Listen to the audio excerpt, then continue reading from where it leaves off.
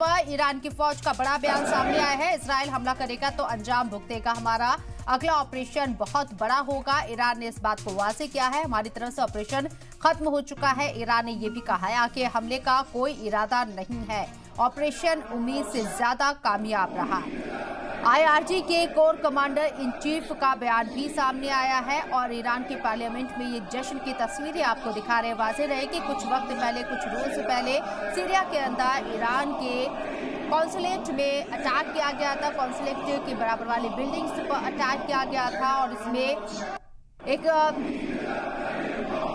Chief commander समेत कई लोगों की मौत हुई थी। ईरान की तरफ से ये वाजे किया गया था, इसका बदला वो इजराइल से जरूर लेगा, क्योंकि इस अटैक के लिए इजराइल को जिम्मेदार ठहराया गया था। पहली मर्तबा ऐसा है जब ईरान के जरिए मिसाइल अटैक किया गया है सीधे तौर पर इजराइल पर। हालांकि इजराइल में नुकसान ना के बराबर हुआ है, खुद इजरायली सेना का ये कहना है, आईडीएफ का, क्योंकि एयर स्पेस से बाहर तमाम मिसाइलें गिरी हैं और बहुत कम नुकसान हुआ है, जिसमें 1% का नुकसान गिना जा रहा है।